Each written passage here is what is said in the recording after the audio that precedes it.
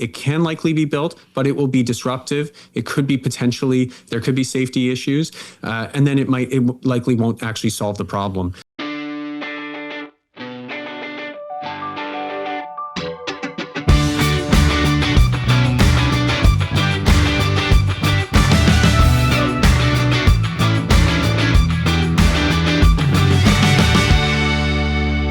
Welcome back to Closer Look on this Friday, the 7th day of November. By the way, David Chilton, the wealthy barber, coming up next week on the program. That's exciting.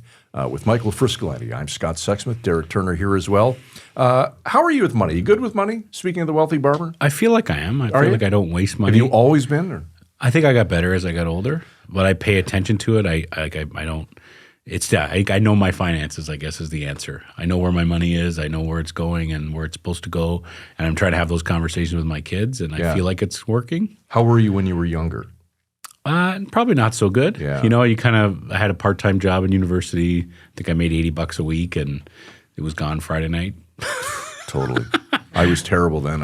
I'm marginally better now. Yeah. Thank God my wife is, the keeper of the she's They say amazing. They say money can't buy happiness, and I think that's probably true. But I call BS on that. But my point was, if your money situation is a disaster, you're unhappy.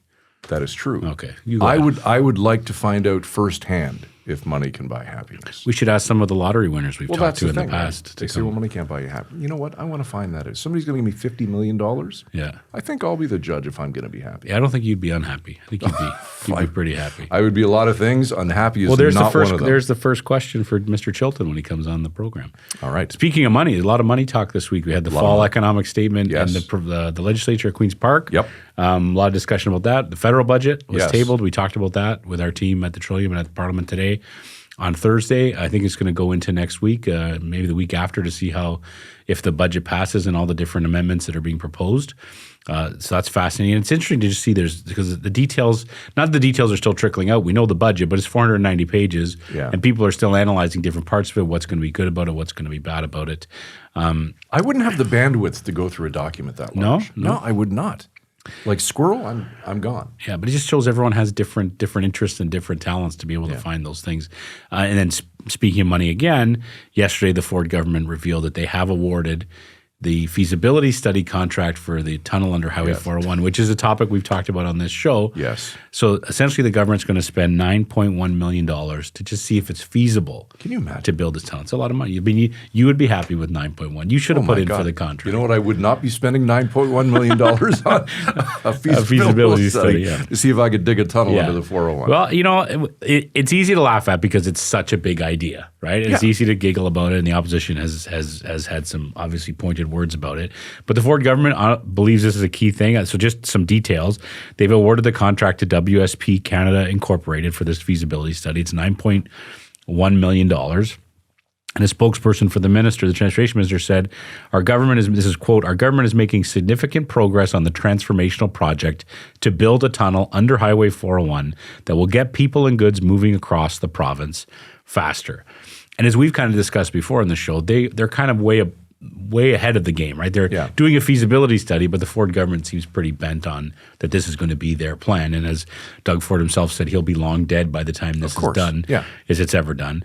But this is their big project. They've pitched the Carney government to make it one of the legacy projects, one of the big driving projects to undertake. So now we have this feasibility study that's underway. It's a good time to revisit part of the podcast episode we did a couple months ago with Maddie Simiaticki, who's University of Toronto planning professor, and Jessica Smith-Cross, the editor-in-chief at the Trillium at Queen's Park. Let's start with that today. They chatted about it. We asked them some of the same questions that we still have today about this feasibility study. Let's listen to that part of the conversation. Would Doug Ford react well to other suggestions, or are we at the point now where this is going to be the way we go no matter what? It's really interesting. There's a huge disconnect here. So the government issued this request for proposals for a feasibility study. It's incredibly detailed. It's put together by civil servants, and it talks about studying the feasibility of the tunnel and other options to deal with congestion, not necessarily a tunnel. It wouldn't rule out elevated lanes. It looks at things in two ways. Can you add more lanes to this highway, or can you do other things that don't add lanes to the highway that would still reduce congestion? And this incredibly detailed thing also implicitly acknowledges that the tunnel itself might not be feasible. So the government's own request for this private people to do this study says, this might not actually work. And if it doesn't work, what are you going to propose instead? So they're going to pay a bunch of money to a private company to do this study that acknowledges this might not be possible at all. Well, the premier is standing up there being like, oh yeah, 100%, we're doing this. It's going to be like this. And I know that I'll be dead, by the way, he says. I'll be pushing tulips by the time it's actually done. So it's a little bizarre to see that disconnect between the civil service doing their work on this idea that might get built and what the premier says at press conferences. All right, let's talk about that a little more, Professor, in terms of feasibility. Is it actually feasible from an engineering perspective to pull this off? And what about things like safety concerns? So I think we can start from the basic premise that this is likely buildable, that you likely could build a tunnel of this length in this location. We have done, in human history, we've done quite remarkable feats of engineering. There are long tunnels, there are very long bridges. We built an international space station. We should be able to build this tunnel. The question isn't just can we build it and it has to be done safely. The question is, should we? Does this actually solve the congestion problem? How much does it cost? And are there better alternatives that we could address this issue at a lower cost? And interestingly, the request for proposals that was put together by the civil service actually is a very professional job. It's a good request for proposals. It looks at various alternatives and it sketches those out. But what you typically see in these circumstances is that you also have a parallel political process that's playing out, that this is being discussed in the political realm around congestion mitigation. This is very much speaking to a large portion of the Greater Toronto population who drives, who's frustrated with congestion, who's stuck in traffic, and wants someone up there fighting for them saying, I will cut the gridlock. And these are happening in parallel. Even if it's not the best solution, we're already moving to implementation before we even know if this is both feasible at an appropriate cost and whether it will actually solve the problem. It's a great point, Maddie. I want to also ask you, when I hear about this, I keep thinking of Boston. If I remember right, Boston built some big tunnel in the middle of town. And I remember I was actually visiting there maybe 10 or 15 years ago. And the depression on everyone's face when they would talk about this tunnel, it felt like it took 100 years to build and cost just infinitely more money than it was supposed to. That's kind of the worry for me here. You could say, yeah, we don't know how much it's going to cost, but just the thought of starting a project, would this ever even finish?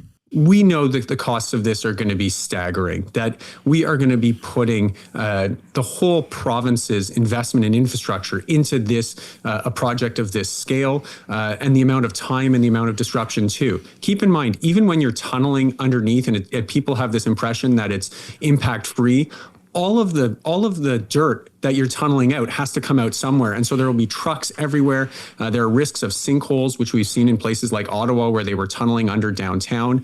That can be disruptive and cause safety issues. So it could be done. It can likely be built, but it will be disruptive. It could be there could be safety issues. And then it likely won't actually solve the problem. So I think these are really how we have to be thinking about it. But we're here now. We should study all the options and then we figure out how to move forward. Just speaking of the politics, what are the opposition parties been saying about this every time it comes up? They're anti-tunnel. Nobody is on side with Doug Ford on this in the legislature.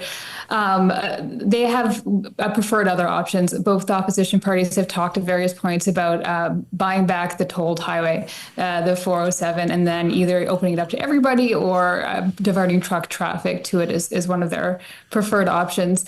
And also politically, it's not just inside the legislature, but outside that counts. We did some polling on the tunnel idea after the premier first came out and announced it, and it wasn't actually immediately incredibly popular. A lot of people, I think, Frisco had the same view as you. There's a lot of fear about how disruptive this was going to be. It wasn't necessarily a vote winner, but that didn't turn off the premier, who's continued to talk about it, put it in their last campaign platform, and was reelected. But immediately, a lot of people seem to be expressing through this poll their skepticism of the whole thing. Very interesting. Maddie, how does building more lanes make congestion worse, not better? there's a phenomenon of induced demand that as you add more lanes, what tends to happen is people tend to want to drive more. They tend to want to fill that space. They tend to move further away from where they work or where the majority of their trips are going, and they tend to travel during peak periods rather than spreading those trips off peak when there's more congestion. So this phenomenon of induced demand tends to very quickly fill up new lane space. And also what you'll find is even if we build a tunnel under the 401, all the vehicles have to get off of that highway, out of that tunnel, and they have to go somewhere. And the adjacent roads are not getting any bigger. So whether they go onto the Don Valley Parkway, which is already a parking lot, whether they go onto the 427, whether they go onto local arterial roads and then into neighborhoods, the streets in all of those places are not getting bigger. So it's essentially like you're expanding the outer ends of a funnel without making the spigot any bigger. And so really what you'll just see is further backlogs that it'll move the clogs just around the system to other places. Okay, so we know that Maddie says that there's lots of components to look at, lots of different angles. Jess is saying that reader data from the Trillium, not really in support of this, but hey, let's spend $9.1 million for something that at least on the surface appears as though people aren't really digging at this point. And as Jess pointed out too, they ran the election on this. They talked about the 401 tunnel election, and Ford won a landslide. So, there are obviously some voters out there who think this is a good idea. The other thing that they did talk about in that episode, which we didn't run in the clip, was the idea that it's a big province, and the people who are going to benefit from this, however kilometer tunnel this is in the GT right in Toronto, is not the whole province. There's people who are worried about the highways in Northern Ontario. There are people worried about healthcare in other parts of the province. There's all kinds of things there are all kinds of people. There are millions of Ontarians who will never go on in this tunnel should it ever be built. So it's not really one of those issues that kind of galvanizes the whole province where they're like, yes. So it's not like it's like we're going to get every Ontarian a family physician, for example. This is, I don't remember the last time. I was on the 401 last year, maybe. Not something you'd have on your bingo card to spend billions and billions of dollars on. No. I mean, definitely a legacy. I guess they would name it the Doug Ford Tunnel if it's done. And again, I know it sounds like, we're joking and we're being facetious. I'm not an expert. I'm not an engineer. Maybe they will build this tunnel. I don't know. But, you're going to spend $9 million on a feasibility study. You're going to get some pretty detailed answers on whether you can actually do this from an engineering perspective, from a safety perspective, whether this is the best use of taxpayer money at a time when taxpayer money is as tight as ever. The other interesting thing is a couple of weeks after we did this interview, Marit Stiles, the leader of the NDP, was in Sault Ste. Marie, and she joined us down here in the studio. I believe she was our first in-studio guest. She was, And just so everyone knows, all the leaders are invited. That's an open invitation. Always. It's not just Marit. No. But you did ask Marit about the 401 tunnel. Yeah, we did. We were talking about distractions from the Ford government, specifically as it related to some of the things going on, Skills Development Fund, Greenbelt, all that stuff. And we simply said, is this another distraction from the Ford government? Your thoughts on the 401 tunnel? Another distraction? Or, I don't understand the Premier's obsession with this. I mean, everything we know now is that it's a terrible idea.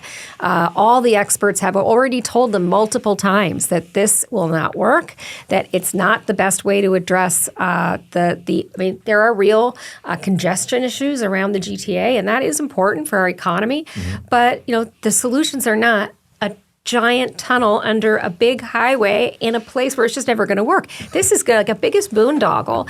So, what I want to see is he was asked by the Prime Minister, for some nation-building projects. Right. He included that tunnel as one of them. He included that spa in downtown Toronto as one of them. Why don't we talk about housing? Affordable housing for people. Why don't we talk about, roads? Why don't we talk about northern roads? Right. I mean, my goodness. Let's talk about how we could save some actual lives in northern Ontario, by the way, by fixing up our highways, having safer highways.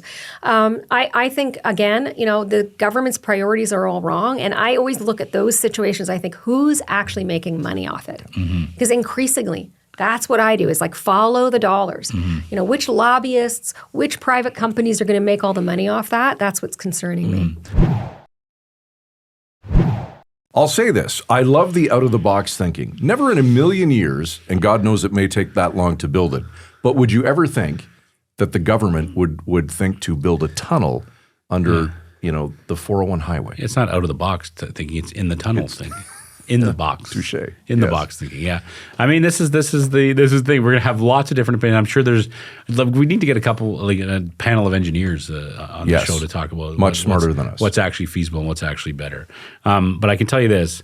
If Doug Ford's going to be dead by the time it's done, I think we'll be dead by the time we finish covering this. So we're going to keep covering this story. It is a talker. Yes, people are definitely on people's mind. And for me, the key number will be when this feasibility study comes back and says it's going to cost X billion dollars to build. That'll be start a pool. Yeah, that's right. That'll be the cruncher because it's going to tell you how much it's going to cost, and then at the end, if they actually go through that, it's going to cost way more money than that. I couldn't imagine. I'll tell you this. If I do go to Toronto, the next time in Toronto, I'm going to drive on the 401 just to experience the traffic. Yes. I'm going to make my way to whatever Marriott hotel is putting Addison Barger's pull-out couch on display. Or which is it Schneider's pull-out couch? Isn't that unbelievable? What a story. Yeah. So this is just we should have done the show about that. So Addison Barger, of course, famously hit that big grand slam in Game 1 of the World Series for the Blue Jays. And it came out later that he spent the night before sleeping on his teammates' David Schneider's couch. Yeah, pull-out couch because his family was using his place. Yeah. And I think there's a photo on social media of him like in the bed, covers, laptop, Tablet phone. Like, what is he doing? Like, is he running his business? What's he doing the night before the World Series on his laptop? A little Facebook marketplace. Shouldn't he be like working out or something? And then I guess because he hit the whole grand slam, he went and slept there again the next night, right? Thing. And then they lost game 2. So, but that speaks to the kind of guy that he is. Yes. Before the World Series, his family comes into town. He's like, no, you guys have the house and the beds. Yeah. I'll go to Davis's hotel room and sleep on his very uncomfortable pull-out sofa. I think that's what endeared a lot of people to the Jays. It's just they seem like group of normal guys. And I think we forget too, like people put the bright cameras in their face to do a scrum with them in the locker room. But then when that's over, they still got to live their life. They have they have families coming to watch the game too, just like you would that time you made the World Series. Yeah. I remember 2015 after Bautista hit the bat flip home run. There was video of him leaving Rogers Center on his electric scooter going to his condo. Was there? Backpack on, puffer coat, scooter. He's got to go home. Yeah. He's not going to stay there. I know, but they're just everyday people, right? They put their pants on one leg at a time. Yeah, and sleep in the bed the same as everybody else. Some sleep in sofa beds. It's great. Hotels. Which Marriott? I guess it's in Toronto, this Marriott. Yeah, it would be the one where the Rogers Center is. What do they call it? The City Center Marriott? Yes, yeah. That makes sense. Yeah. Where for $10,000 a night, you too can get a field view room during the World Series. That's great. Oh, yeah, this is the Rogers Center Hotel. Yes. Oh, I didn't. Yeah. It's called the Marriott? Was it always a Marriott? It's I don't know if it's always been a Marriott. It is now. It is a Marriott. Yes. Okay. Yes. And I've stayed there. Did you? And I did not pay $10,000. And you didn't sleep on the pull-out couch. I did not sleep on the pull-out couch. But we did have a field view. It was before the season started. They were actually finishing the renovations. Funny story. They're finishing the renovations. This would have been back in April. And what we didn't know was they leave all the lights on in the stadium. So try to go to sleep with stadium lights on. No way. We're laying in bed like, are they ever going to shut those damn things off? Why do they use so much power? That's a waste. Well, they had construction workers working around the Oh, clock. I see. Could you see the whole field? Could you, by the time you look down, can you not see half a center field, for example? No, it was a pretty good view from the room that we were in, yeah. All right. Well, we've totally gone off topic. Bright lights. Yeah. All right. We've gone way off topic. Closer look at villagemedia.ca if you'd like to reach out. We'd love for you to do that. We would also love for you to subscribe to our newsletter. We send it out 6 days a week. Closerlookpodcast.ca. Do it today. Listen, have a fantastic weekend. We appreciate your time as always this week. We know you have lots of choices and places to go, and we truly appreciate the fact that you make ours one of your stops. So thank you for that. Tonight's show produced, as always, by Derek Turner. For Michael Friscolanti, our editor-in-chief here at Village Media, I'm Scott Sexsmith. Have a great weekend. We'll see you Monday at 7 right here on Closer Look. Frisco and Scott's Wardrobe provided in part by Moores, Sault Ste. Marie.